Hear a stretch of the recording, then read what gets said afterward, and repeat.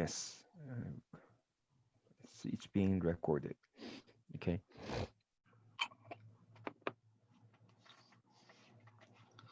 So yeah, let's look at this. If you have this word nasa, then it's most likely that you will not be able to look at this nun. That's why you need to be familiar with those remaining words. Because if you look at nasa, then it's quite easy for you to know and identify the word. But without nun, I'm sure that it's gonna be quite difficult for you to recognize it as a nasa. So that's why I'm saying that sometimes you need to intentionally erase for the first noon and then try to be familiar with these forms so that you can easily come up with this possibility when you try to analyze. So looking at the nafa, then you need to be familiar with pe and lamet. It's the same, all the same here. And especially Nathan is quite unique word. Why? Because this one takes the noon two times.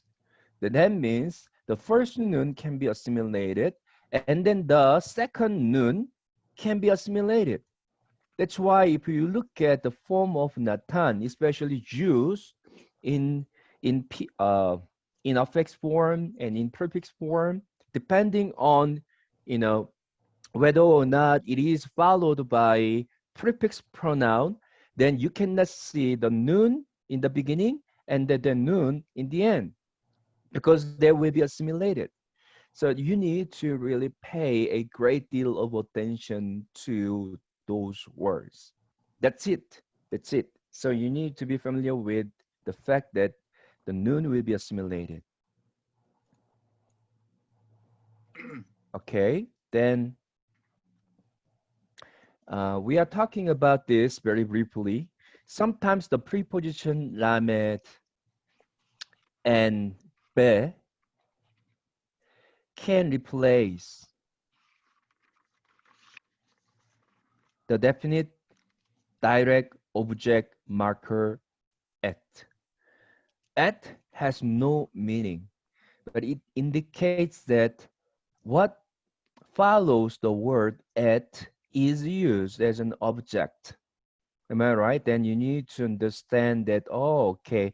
In case of nasak, the nasak means to kiss. Then this verb needs an object. Kiss what? Right? I think that we are using these words as with a technical form is a transitive, intransitive, right? Transitive, intransitive, something like that. So whatever whatever verbs need an as object, then it is called, I think, a transitives. So there are some certain uh, verbs that need to come together with object, like kiss, and because it cannot come alone by itself, because it always needs an object. So in this case, kiss what? Then we are expecting the object to be present right after at, because it needs definite object marker. So that's how we use at. But sometimes the preposition lamed and be can replace the DDO at. So in that case, you are not going to put uh, those things as to, in, by, with. But still, I prefer to have literal translation. Although you are going to use the smooth version of English translation, then make sure that you put the literal translation into parentheses so that I will be able to understand that, okay, my students understand this, but he or she prefers to use the smoother and better English translation in his choice. All right, so the word bakar means choose. And then, of course, when you are using the word choose, then we can expect an object. Choose what, right? So it is required to come together with an object. So in this case, of course, the object should be following at. But as you can see that we don't have at, but we have be. So preposition be is replacing at.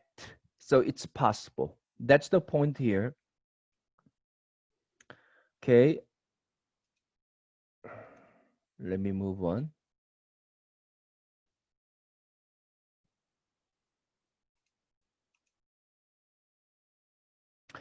All right. Idiomatic uses of certain verbs with certain prepositions.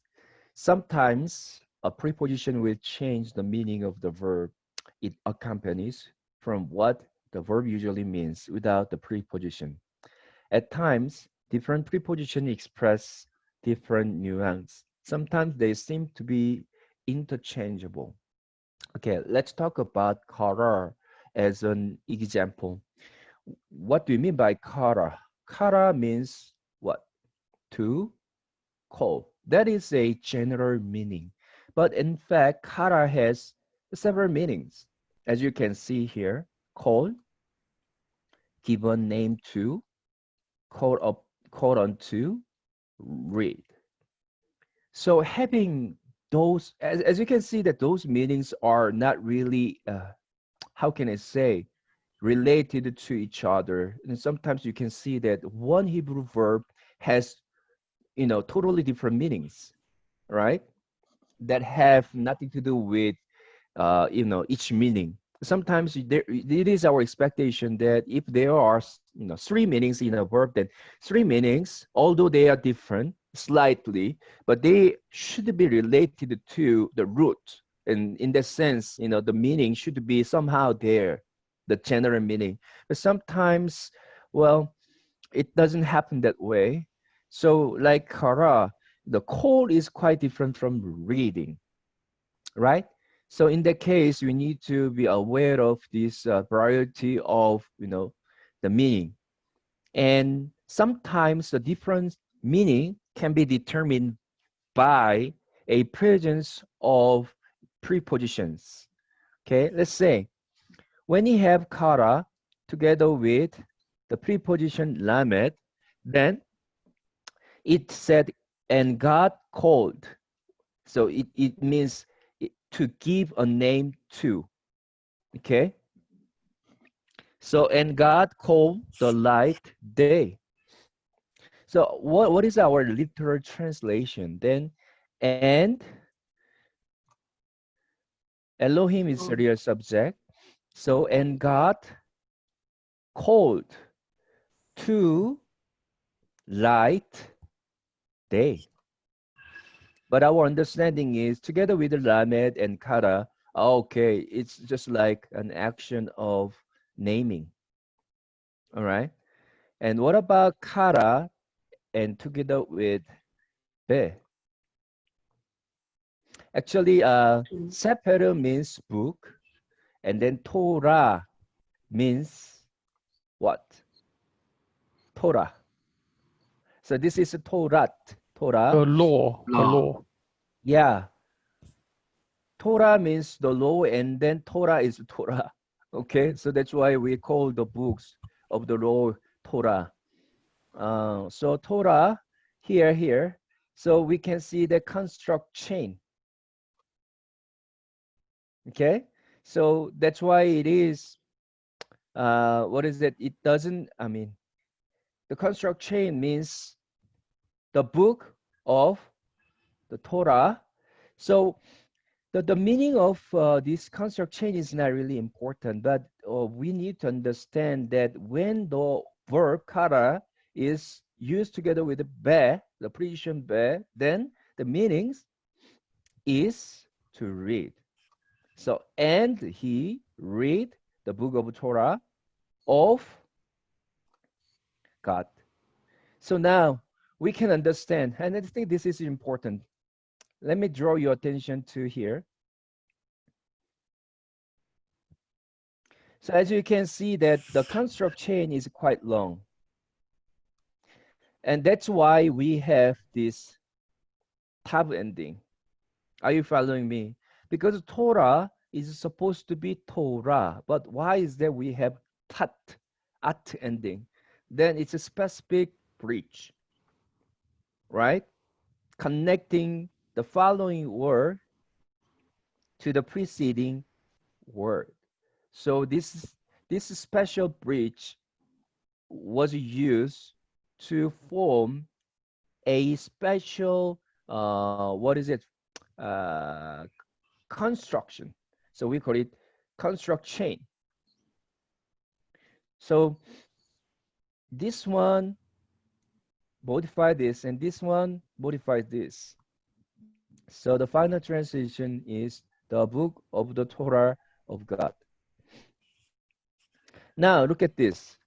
Now the point is kara, when the verb kara is used together with the preposition be, then you can determine the right uses of the meaning.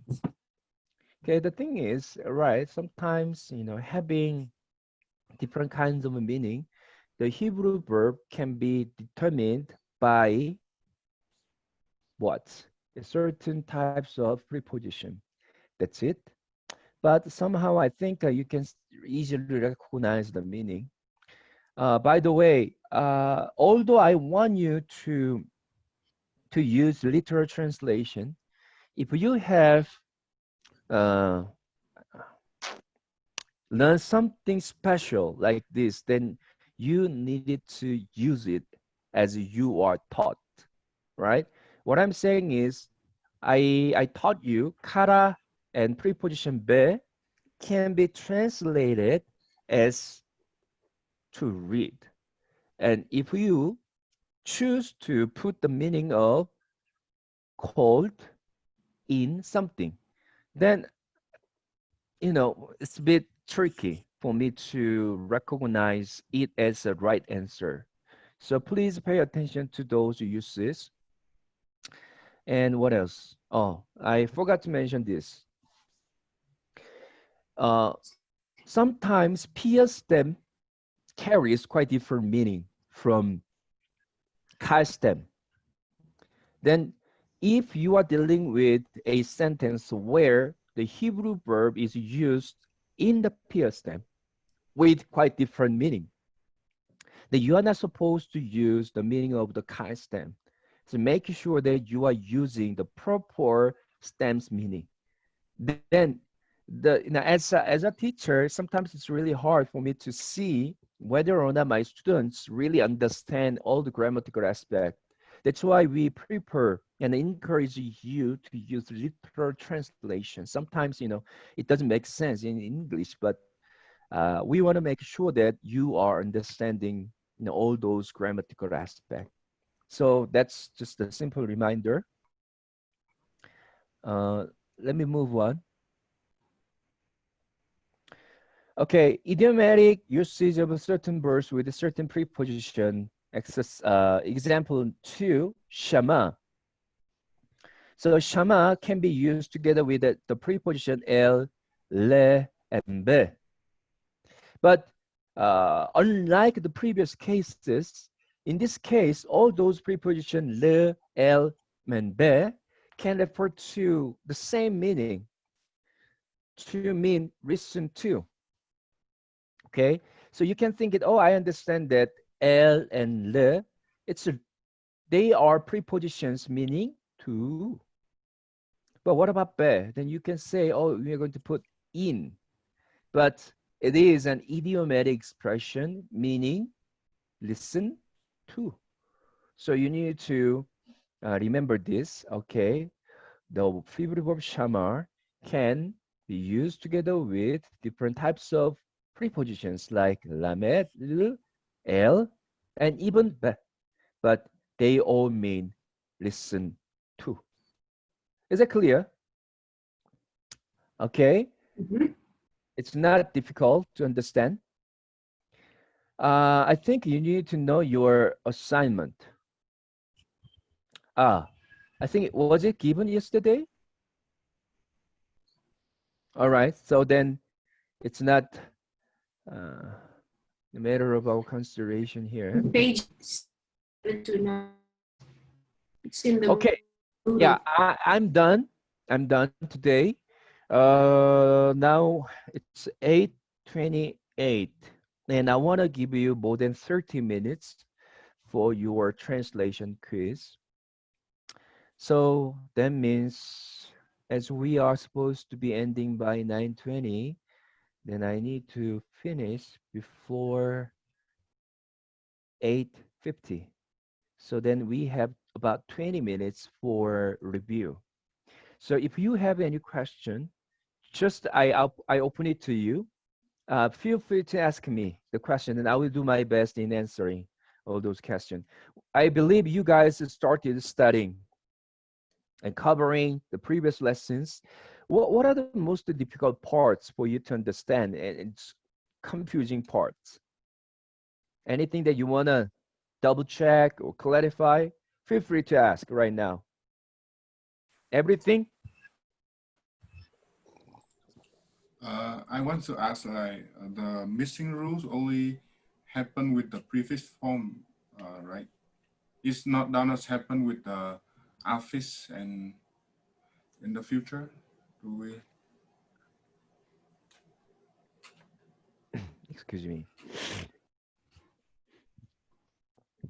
Yes, Stephen, you're right. When we apply missing letter rule, then that's the only case that we are dealing with a prefix form. One thing that you need to be careful with regarding the usage of missing letter rule, it's not only coming for verb conversive. That's a little bit different from what you are saying because sometimes students can misunderstand that as if missing letter rules are only applicable to the case where you are dealing with verb conversive, but it's not. The more specific and accurate answer is, as you said, it is only used for prefix form. So when I say prefix form can come by itself. Sometimes it comes with verb conversive. So it can be applicable to either cases. Okay, so the thing is, missing letter rule is always for prefix form. But when it comes to Nathan, or the third noun verb, then when they are carrying specific ending, even for affix form, am I right? Affix form at the end, then the specific ending affects the preceding noun. So noun will be assimilated. So in the case, that is not supposed to be understood as a missing letter rule, but somehow you need to understand, you know, this in relation to missing letter rule. So when we are saying missing letter rule, then that's the idea that after removing non-root letters, so we have only two remaining consonants. And number one, I think this is better way for me to explain. Um, Let me open a whiteboard, then just explain.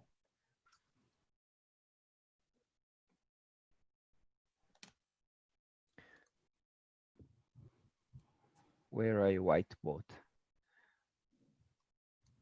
Come on. Okay, here.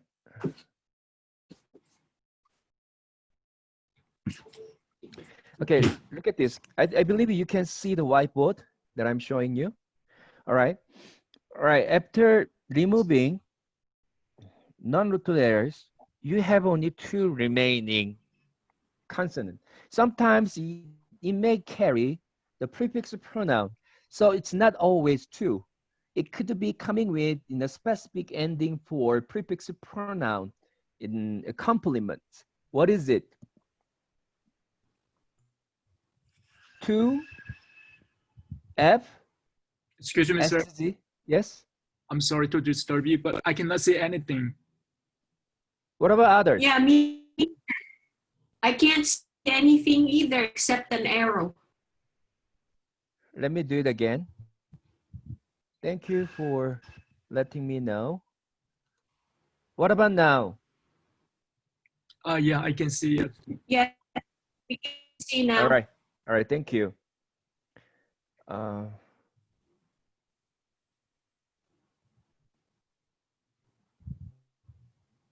okay. Let me explain one more time. All right. We are dealing with missing letter rules. After removing non-root letters, and you have only two remaining consonants. And I want to say, if you have only two remaining consonants, do not simply look at the vowel points under the prefix pronoun. Let me say, okay, we have prefix pronoun, the yod. Sometimes it could be tav, or sometimes aleph, sometimes nun, because we have four different kinds of prefix pronoun. Are you following me? Then in this case, all right, whether you have yod or tav or aleph and nun, and then you know that these are the non-root letters. So you have only one, two. Then we are required to look at what kind of a vowel points under the prefix pronoun, having only two remained consonants. Are you following me? But now I want to just change it because you guys are a bit confused with first noun verb.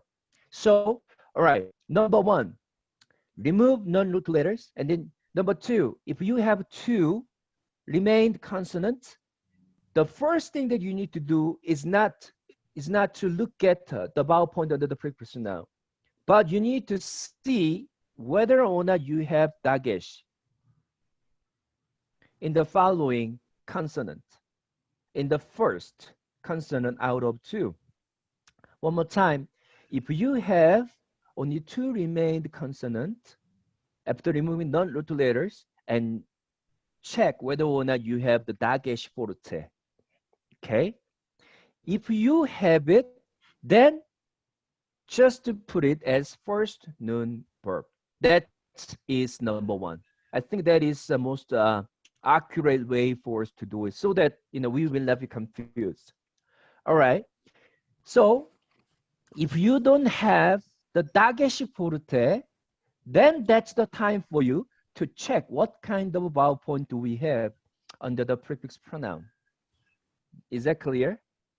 So if you have tsere, then that indicates what? The first yod verb. If you have kametz, then it indicates what? Hollow Hollow verb. verb. And if we have any vowel point, such as hirek or pata, other than tsere and kametz, then that indicates the third he verb. So in terms of missing letter rules, we cover actually three. Because first noun verb is not supposed to be a missing letter rule. Because you can still see the assimilation nun. So, but since you cannot see the nun, then we tend to consider it as a missing letter rule, dealing with it as a missing letter rule. But more specifically, I think we are supposed to have this understanding. Okay, let me summarize again. If you have a verb coming together with verb conversive, so you know that this one has verb conversive in the beginning.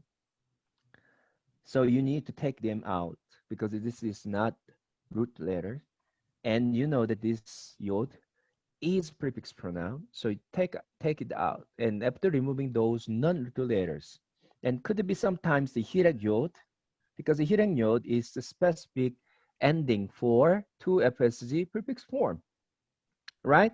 And then on the right side, for floater side, then what did you have? Una ending. So you may have even una ending. So you need to take them out. And you have only one, two. Then what do you need to do? You need to check whether or not you have dagesh here.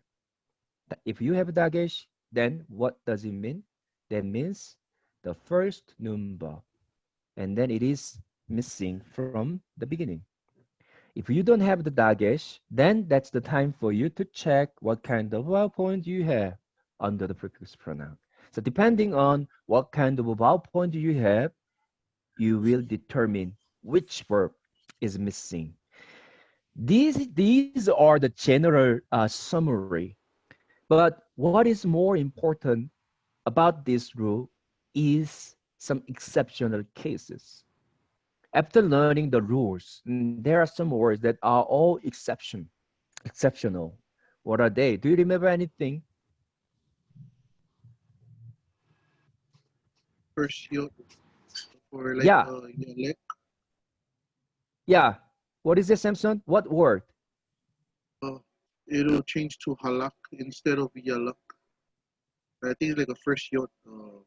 Right. So halak, dealing with the first yod verb pattern, you need to be aware of this specific verb, halak. Halak being the first head verb, it doesn't follow the first head verb pattern. It always wants to be yalak. That's why it follows the pattern for the first yod verb. So this is an exceptional case. And then this one is this word is applicable not only to what is it prefix form. It is even applicable to what infinitive construct. Do you remember infinitive construct? If you're dealing with let's say a first yod verb, and then if this first yod verb is used in prefix no in infinitive construct, then this yod will disappear, and then you will have a preposition in the beginning and then two remained consonant together with a special addition. What is it? Did you study this? Tab ending. I told you this is important for your translation kids. So yeah, this one, tav, means a special hint and indicator of the first yod verb infinitive construct. Are you following me? So halak will appear with lamet and kaf here. And then you think, and together with the tav, oh, lamed and kaf and tav ending, I know that this is the infinitive construct, then I'm going to put first yod because this one is indicator. The tav ending is indicator, is an indicator of first yod verb. But halak follows the pattern for first yod verb. Are you following me? All right. And talking about even infinitive construct, okay, we have studied about how many forms? 4. Tell me. Prefix, affix, participle, and infinitive construct. Right, great. So let me summarize this one again. You know, you guys are always confused.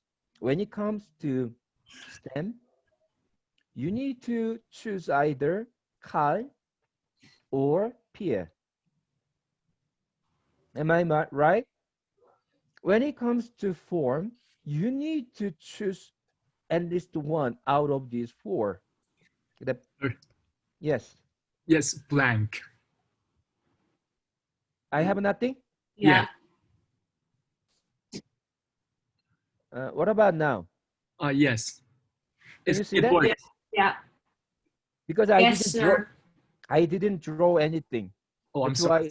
why. Like, okay. Anyway, I will just make sure. I Okay. will make sure that you can to see something. All right. So where are you? Sorry. Yeah, I was talking about form. So when it comes to stem and form, you have to choose at least one all the time. But many times my students leave it empty. I don't know why. So once again, stem should be either cut or peel. And then form should be either prefix, affix, participle, or infinitive construct. In terms of PGN, sometimes you need to leave it empty. This is the tricky part. PGN, for prefix and affix, you always need to put something, right? But in case of participle, you don't have person. So participle, it's not particle, by the way. And some of you are confused between particle and participle. Participle is a form. And do not remember even particle. I'm not really expecting that you can even remember those names. It's not a big deal. But particle is not important, and the participle is important because this is a form. Okay, for participle, UPGN. So we have no PGN, only gender and number. Sometimes some students put 2 on the P and G, not number. What am I going to do? I'm generous. So I just normally moved here, but I'm not supposed to do this. But please remember that participle doesn't carry person. And when you're talking about the characteristic indicator of a participle, what did we need to remember? Olem above the first root letter. Yes, Pierce, thank you. Right. We expect a holem above the first root letter. This is just the 4. All right. Anyway, how many, what is it? How many cases do we have for participle? How many forms? 4. 4, yeah. 4? 4. Yeah, 4. 4. What are they? They will all take holem above the first letter. So you need to still pay attention to what is coming at the end. If you have nothing, then that's masculine singular. And then we do have feminine singular, masculine plural, and feminine plural. So you need to remember what kind of specific ending we have. So for feminine singular, what are you supposed to have for participle? Kametse. Okay, kametsehe, good. And then masculine plural, Im. im ending. Direct. And then Direct yod. feminine plural, Ot. ot ending. Ot. This holem Uh, plane can be appearing even sometimes with holem defectiva. So ot, ot. But anyway, as long as it is ot, and then it's ot. Okay, this is the participle. All right. Do you have any question regarding participle? But one thing that you need to be careful with the usage of a participle was what? You are always dealing with kind of a special case. What is it? Do you remember? 3 MSG hello verb participle is either no MSG participle. Let me say 3 MSG affix form of hello verb is identical with MSG participle hello verb. Do you remember this? Example. What was it? Ba. Ba. This ba can be either. So if you have this ba, do not simply put as a 3 MSG affix hello verb, then you will lose the half marks. You need to put 2 possibilities because this one can be even MSG participle hello verb. So as a special case, you are supposed to remember this too.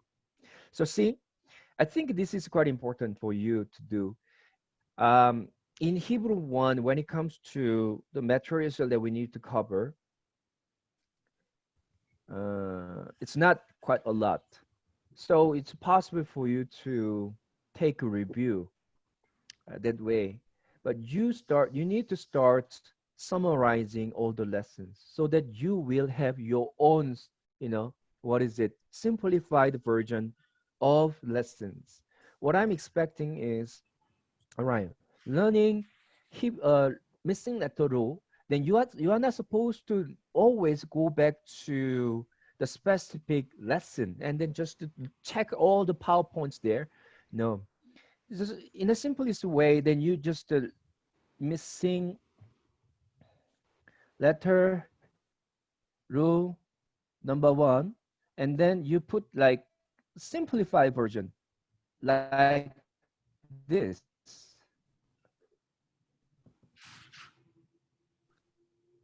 First, yod ba. Something like that. Do you know what I'm saying? And then it goes like missing letter 2, that then goes like this, and then what is this? So highlight those important parts in different colors so that you will quickly realize that, oh, these are the key aspects to pay attention to. And this one is for first noun verb, right? And then infinitive construct, then what are you going to put? Right? And then you need to highlight a preposition here, right? And then it goes like, it's not supposed to be ending here because you always need to include the exceptional case. So you need to put then preposition as an example here, and then tab ending for what? First you verb. And then we have one more exceptional case. Do you remember? Oath ending, not tab ending. Tab ending indicates first yod verb, and oath ending indicates third he. Third head. Third he verb. So I think we are dealing with Allah as an example before, right? Something like this. Then you just look at this and you can remember everything. Why is it important? Because in Hebrew 2, you are going to deal with 3 lessons every week. And how are you going to remember all those things? And more things will be coming. So you have to have the very simplified version of your lessons. Okay? So please do summarize all the lessons. And in order for you to be efficient in terms of summarizing, make sure that you include just the necessary information. Do not put too much things. Okay? And sometimes you need to make a note like lesson 13. So when you need to want to take a review, then go back to lesson 13. Are you following me? So that's the way for you to do. What else? Any question? I think I need to let you start taking your quiz. Yeah, so just a quick one. Can you put, can a holem go, if you had a verb in participle form that began with the consonant sin, can it take a holem? Because it already has that little dot, doesn't it? Oh. You know? Okay, right. Something like this. So we have noticed that when sin is appearing and when we are expecting a holem here, then can you use holem together? Or this dot can have the function. I think it can, carry the function to be the participle. So in order for me to answer your question, Pierce, can you hear me? Yes, sir, I can, yes. Yes. Okay, let me say this. If you have a Hebrew verb and then the first root letter is sin, and then you cannot see any vowel point under it, and then this is a verb, then it's most likely it is holem, and together with the sin. So then you can think about, oh yeah, I can see the vowel point, the holem there, because it carries double function. But sometimes, in order for you to be not to be confused, you can even see the holem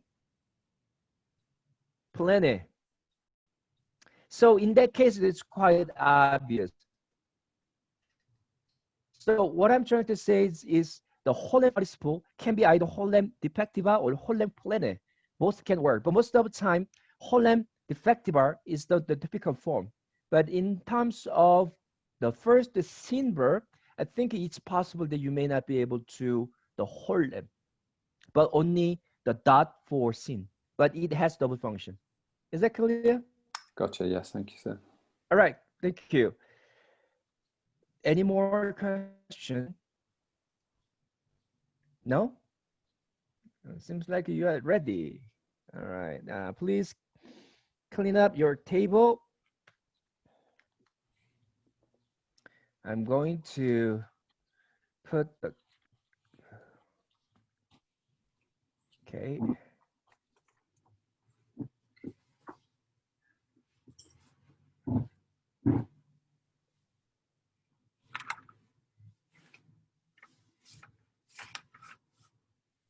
So if you are done with your translation quiz, please submit it again to my messenger.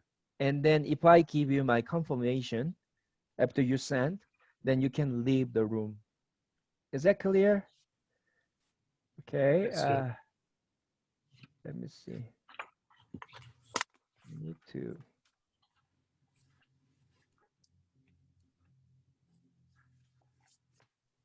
Yeah, I just showed the put it in the Moodle. You can check it.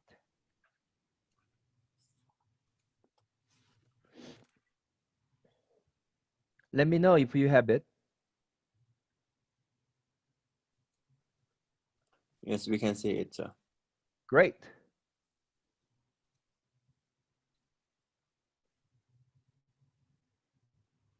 What about others? Can you see?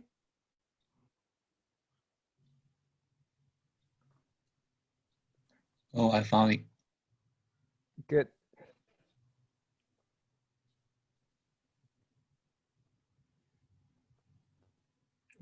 Assignment.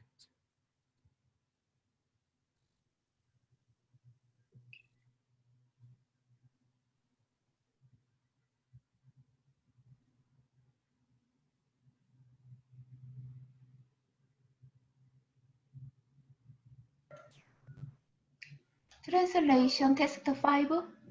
Yes. Okay, yeah.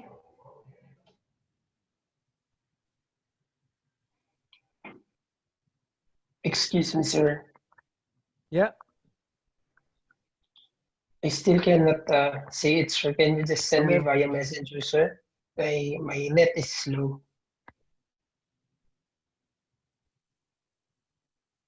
I couldn't hear you, Romero. What did you say? It's still not coming, sir. Can I just have it in the messenger, sir? Okay. Let me send it to you right now. Thank you, sir.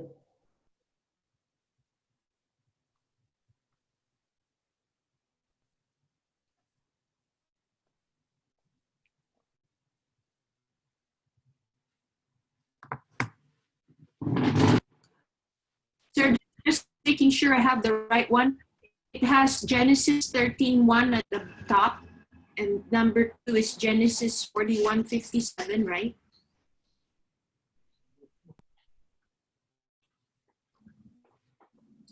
Sir. Excel, sorry, the sound was not clear enough. So what did you say? I'll send you a chat. I think I have the right quiz. It's called the Translation Test 4. And the first Test one is 5. Genesis 13:1. No, testify. five. Must be, yeah, translation testify. Okay, I'll look for it.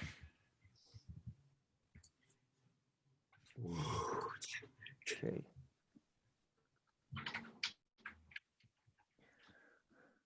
So hard? I'm still looking for it Okay. for test 5. Come on. Sorry, Romero. I'm sending.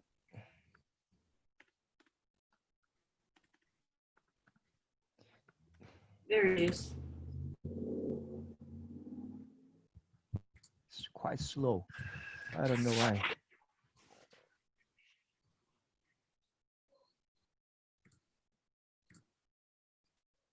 Where are you? There we go.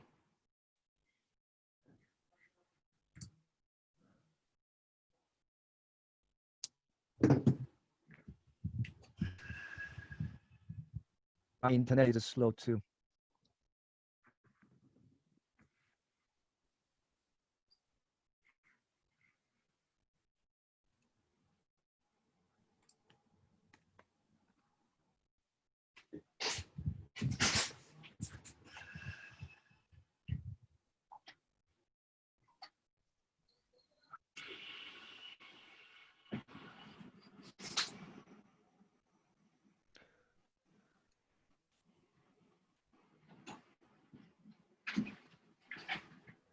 Come on.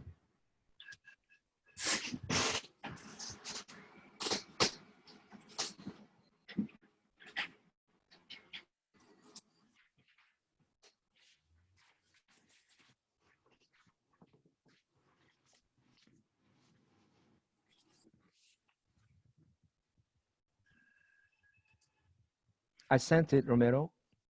Let me know if you received.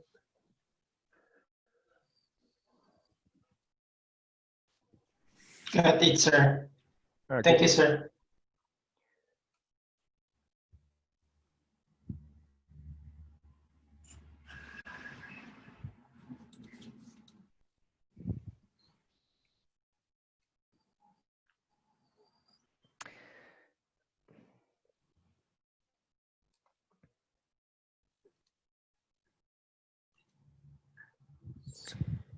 Please look at this. One more time. It always happens. It always. Please look at the given meaning of the word. Okay? Don't miss it. It's just a bonus point. You have ozen. It's a new vocabulary. It's a noun, which means ear. So you need to expect that this word will be appearing in the sentence, not as it is. You need to figure out why it is different. So please look at the meaning of ozen, and I hope you will not miss this. So you have how many verb today?